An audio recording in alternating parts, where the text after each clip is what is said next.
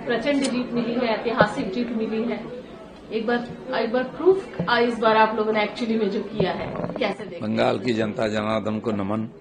उन्होंने जो निर्णय लिया है, मैंने भी कल परसों भी बोला था कि देखिए ताबड़तोड़ वोटिंग हुई है, ताबड़तोड़ जीत भी होगा। पिछले 50 साल से देखिए अब बंगाल में जिसको भी सरकार में लाती है जनता 200 के पार देती है सीट, और वही होगा। सुबह 9-10 बजे तक मैं बोल रहा था, घटना वही हुआ है। भरपूर मौका देता है लोगों को, और वो सौभाग्य हमारा हुआ है, और उसके लिए 75 साल हमने तपस्या की है, डॉक्टर श्यामा प्रसाद मुखर्जी से लेकर आज तक। और पिछले 10 साल से लगभग 300 कार्यकर्ताओं की बलिदान हुई है राजनीतिक हिंसा के कारण। तो इतना हम तपस्या और परीक्षा देने के बाद लोगों ने हमें स्वीकार किया है, और बड़े उम्मीद के साथ, और उस उम्मीद पर हम खड़े उतरेंगे, उनका इच्छा को पूरा करेंगे। नरेंद्र मोदी जी हैं, उन पर पूरा भरोसा है लोगों का, उनके नेतृत्व में काम चलेगा। दादा, इलेक्शन तो खत्म हो गया, रिजल्ट भी आ गया, लेकिन अब ममता दीदी साफ तौर पर कह रहे हैं कि मैं रिजाइन नहीं दूंगी, मैं राजभवन नहीं जाऊंगी। मतलब उन्होंने एकदम जिद ठान लिया है, कह रहे डेमोक्रेसी की हत्या हुई है, इलेक्शन कमीशन और बीजेपी वालों ने मिलकर धोखा दिया है, पूरे प्रोसेस के साथ खिलवाड़ किया है। क्या कहेंगे? बहुत बड़े बयान। ये मीडिया में कंप्लेन करने से कुछ होने वाला नहीं है। जनता जनार्दन ने जो मैंडेट दिया है वो सर्वोपरि है। इलेक्शन कमीशन ने घोषणा कर दिया है, आप ना कमीशन को मानेंगे ना अदालत को मानेंगे, तो फिर किसको मानेंगे? कम से कम भगवान को डरिए थोड़ा सा इस उम्र में, कितना झूठ बोलेंगे। तो इसलिए कुछ लोग होते हैं जो बस में एक बार सीट मिल जाए ना, स्टॉपेज पार होने का छोड़ने का नाम नहीं लेते हैं कि मैंने पैसा दिया हूं। तो ये नहीं चलता है लोकतंत्र में, मानना पड़ेगा। उनकी कैरेक्टर थोड़ा सा ऐसे हर चीज में हट करते हैं, फिर बाद में लाइन में आ जाते हैं। 1-2 दिन देखेंगे कोई पीछे आगे है कि नहीं, जब देखेंगे अकेले मैदान में खड़े हैं तो चुपचाप घर जाएंगे। लेकिन मैदान में उनका साथ देने के लिए और कई लोग आ रहे हैं, सुनने में आ रहा है अखिलेश यादव भी आएंगे, तमाम लीडर्स भी बाहर से भी आ रहे हैं। तो ये तो चुनाव में भी आए थे, इंडिया चुनाव प्रचार में भी आए थे, क्या फर्क पड़ा? डुबा के गए दीदी को। कोई नहीं आने वाले, उनके भतीजा भी साथ आने वाले नहीं है, देख लीजिए आप। आपको लगता है ऐसा? बिल्कुल। दीदी ने कल बोला कि शुभेंदु अधिकारी ने मुझे धक्का मारा, मुझे लात मारा, सीसीटीवी बंद कर दिया गया, सिक्योरिटी। आप लोग कैमरा लेके पीछे घूम रहे थे, क्यों नहीं दिखा रहे हैं कहाँ धक्का मारा, कौन धक्का मारा? इतना झूठ बोल बोल के अपना इमेज इतना खराब किया है, जनता तिल मात्र में उस पर विश्वास नहीं करते हैं। ये सब बोलने का समय पार हो गया है, जनता ने जजमेंट दे दी है।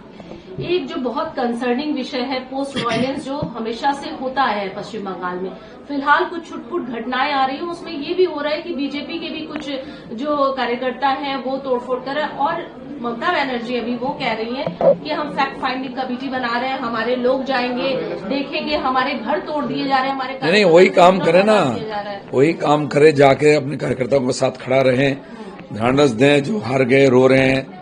भैया बीजेपी ना हिंसा करता है ना मदद करता है। आप बोल दीजिए किसी कार्यकर्ता का और हाथ उठाया हमारे कार्यकर्ता। पिछले बार तो 2 दिन में 18 लाशें गिर गई थी पोस्ट वायलेंस में, किसी का हुआ हत्या। हाँ, कुछ दर्जनों ऑफिस हमारा ले लिए थे टीएमसी, रातों रात मशीन लेके तोड़ दिए थे। 12-15 ऑफिस तो हमारे एक दिन में जेसीबी देकर तोड़ दिए थे। और हमारा ऑफिस अगर झंडा बदल दिया, उसमें कुछ लोग तो ऐसे होते हैं चुनाव के बाद सारे लोग इसमें आ जाते हैं, पार्टी ऑफिस का रंग बदल देते हैं। उसमें क्या है? पब्लिक ने जजमेंट दिया है कि परिवर्तन हो, तो झंडा बदल दिया, कार्यालय वही रहेगा, वही लोग बैठेंगे, उसमें डरने का क्या है? ये बहुत नाजुक समय है, अपने कार्यकर्ताओं को भी आप संयम बरतने और पूरा संयम है हमारे कार्यकर्ताओं में। थोड़ा खुशी मना रहे हैं लोग। अरे भाई 75 साल के बाद यहाँ सत्ता में हम आए हैं, सैकड़ों कार्यकर्ताओं को बलिदान दिए हैं, कुछ नहीं मनाएंगे हमारे कार्यकर्ता? हारने के बाद भी वही खुशी मनाएंगे क्या? हम रोते रहे, खूब खुशी मनाएंगे हम लोग। लोगों ने हमको आशीर्वाद दिया है, खुशी खुशी काम करेंगे, उनका सपने को पूरा करेंगे। दादा, अब तो जीत हो चुकी है, सरकार फॉर्मेशन का टाइम है, शपथ का क्या है, कब तक उम्मीद हम लोग करें? क्योंकि ये 9 तारीख गवर्नर साहब हैं, पार्टी के वरिष्ठ नेता हैं, माननीय अमित शाह खुद आने वाले हैं, और पार्टी विधायक दल का जो नेता चयन हो जाएगा, फिर वो जाके गवर्नर से मिलेंगे, जैसा उनके आदेश होगा उसी प्रकार शपथ ग्रहण हो जाएगा। फिर भी कोई एक समय मतलब कब तक हो जाएगा? नहीं, वो तो निश्चित है, कितने तारीख का अंदर सरकार बनाना है उसी के अंदर हो जाएगा। अच्छा दादा, और एक सवाल ये भी है, मुख्यमंत्री के इसको लेकर बहुत सारी चर्चा हो रही है, आपका भी नाम है उसमें, आप कैसे देखते हैं, क्या कहेंगे? क्योंकि आप एक सीनियर लगातार कार्यकर्ता हैं बीजेपी। 208 MLA हमारे हैं ना, उसमें से कोई भी चीफ मिनिस्टर बन सकता है।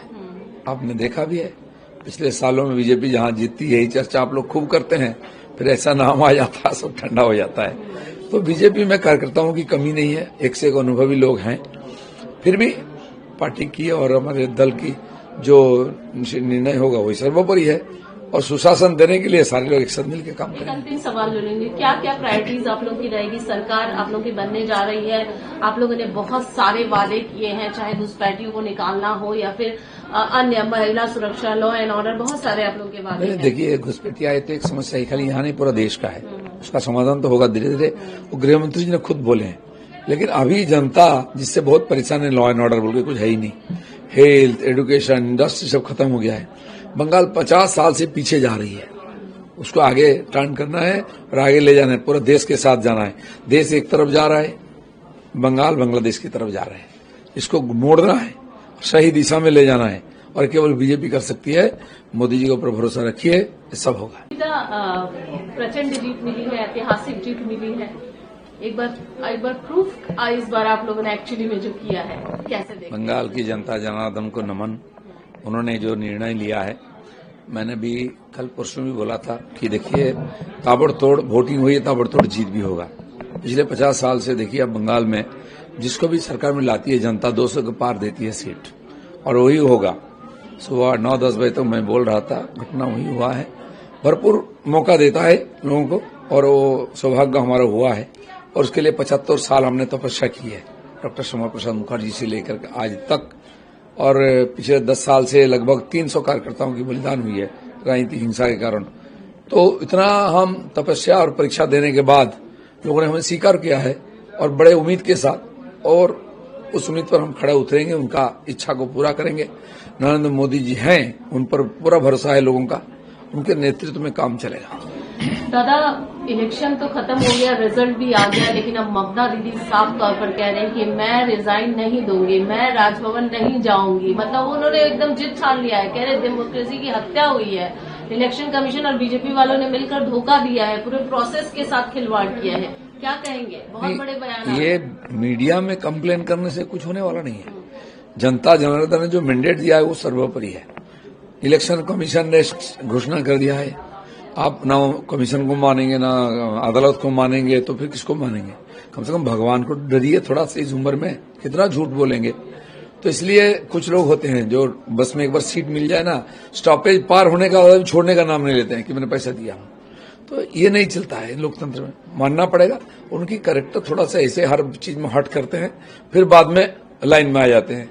1-2 दिन देखेंगे कोई पीछे आगे है कि नहीं, जब देखेंगे अकेले मैदान में खड़े हैं तो चुपचाप घर जाएंगे। लेकिन मैदान में उनका साथ देने के लिए और कई लोग आ रहे हैं, सुनने में आ रहा है अखिलेश यादव भी आएंगे, तमाम लीडर्स भी बाहर से भी आ रहे हैं। तो ये तो चुनाव में भी आए थे, इंडिया चुनाव प्रचार में भी आए थे, क्या फर्क पड़ा? डुबा के गए दीदी को, कोई नहीं आने वाले, उनके भतीजा भी साथ आने वाले नहीं है, देख लीजिए आप। आपको लगता है ऐसा? बिल्कुल। दीदी ने कल बोला कि शुभेंदु अधिकारी ने मुझे धक्का मारा, मुझे लात मारा, सीसीटीवी बंद कर दिया गया, सिक्योरिटी। आप लोग कैमरा लेके पीछे घूम रहे थे, क्यों नहीं दिखा रहे हैं कहाँ धक्का मारा, कौन धक्का मारा?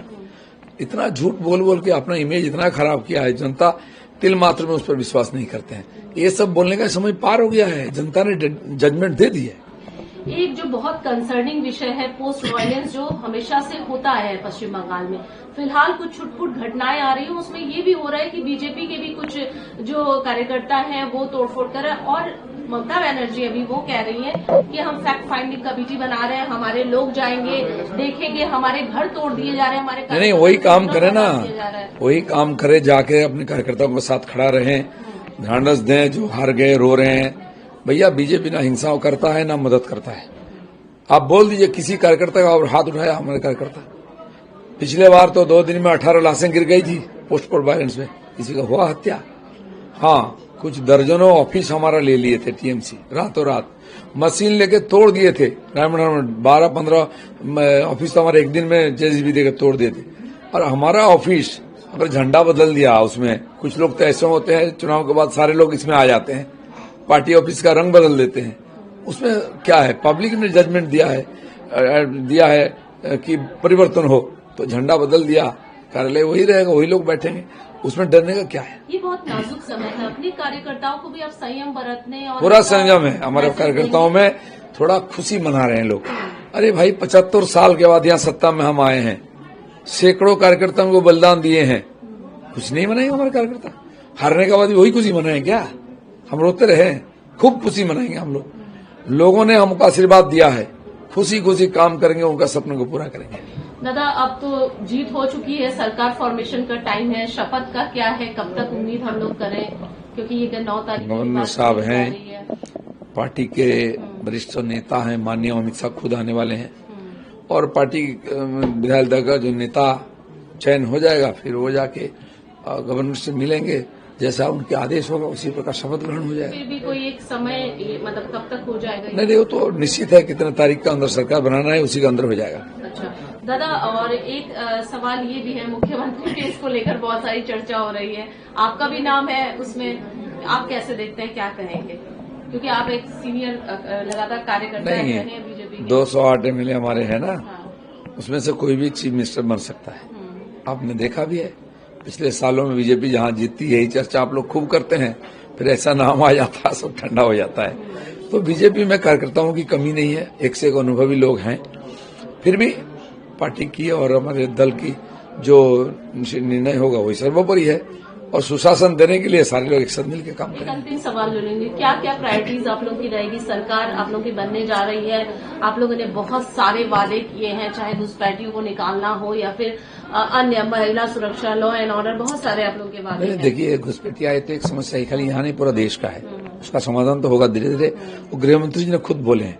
लेकिन अभी जनता जिससे बहुत परेशान है, लॉ एंड ऑर्डर बोल के कुछ है ही नहीं, हेल्थ, एजुकेशन, इंडस्ट्री सब खत्म हो गया है। बंगाल 50 साल से पीछे जा रही है, उसको आगे टर्न करना है और आगे ले जाना है, पूरा देश के साथ जाना है। देश एक तरफ जा रहा है, बंगाल बांग्लादेश की तरफ जा रहा है, इसको मोड़ना है, सही दिशा में ले जाना है, और केवल बीजेपी कर सकती है। मोदी जी के ऊपर भरोसा रखिए, ये सब होगा।